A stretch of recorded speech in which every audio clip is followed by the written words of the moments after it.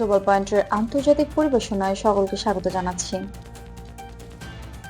ইউরোপের গণতন্ত্র রক্ষায় আমেরিকার প্রয়োজন নেই বলে মন্তব্য করেছেন জার্মানির চ্যান্সেলর ফ্রিডরিখ চার্চ।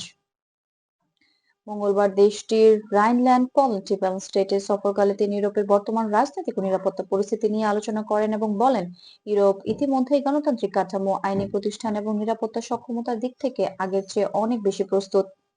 তার বক্তব্যে জোর দেওয়া হয় যে ইউরোপীয় ইউনিয়ন নিজেদের অভ্যন্তরীণ শক্তি ও ঐক্যের ভিত্তিতে দীর্ঘমেয়াদী গণতন্ত্রকে সুরক্ষিত রাখতে সক্ষম।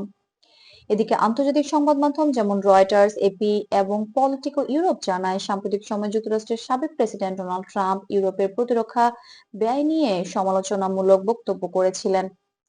এরপরই ইউরোপ জুড়ে প্রতিরক্ষা নীতি ও সহযোগিতা নিয়ে নতুন করে আলোচনা শুরু হয়। ট্রাম্পের বক্তব্যে ইঙ্গিত ছিল ইউরোপ তাদের নিজস্ব নিরাপত্তা জোরদার করতে যথেষ্ট ব্যয় করছে না। তবে ইউরোপীয় নেতাদের মন্তব্যে স্পষ্ট হয়েছে, 2023 এবং 2024 সালে ইউরোপের বহু দেশ নিজেদের প্রতিরক্ষা বাজেট উল্লেখযোগ্য পরিমাণে বৃদ্ধি করেছে এবং ন্যাটোর যৌথ সক্ষমতা উন্নয়নে সক্রিয়ভাবে কাজ করছে।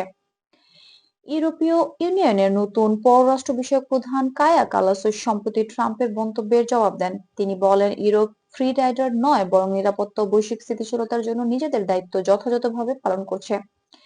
ইউক্রেন সংকটের পর ইউরোপীয় দেশগুলো প্রতিরক্ষা শিল্প উন্নয়ন, সরঞ্জাম উৎপাদন এবং আঞ্চলিক নিরাপত্তা জোরদারের ব্যাপক উদ্যোগ নিয়েছে।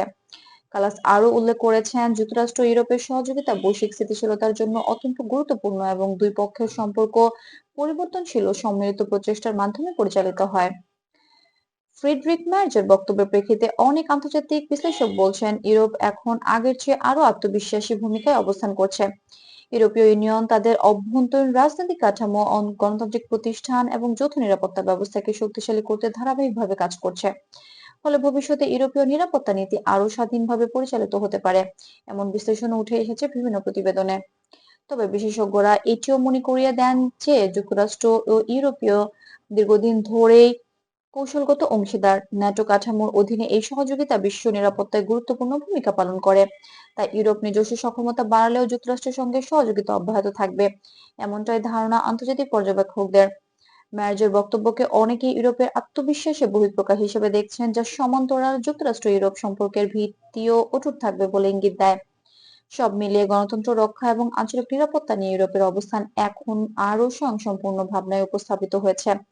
ফ্রিডরিখ মার্জের মন্তব্য এবং কায়া কালাসের প্রতিক্রিয়া ইঙ্গিত দিচ্ছে যে ইউরোপের নিজেদের শক্তিকে আরো সুসংগঠিত করে ভবিষ্যতের চ্যালেঞ্জ মোকাবেলা করতে চায়।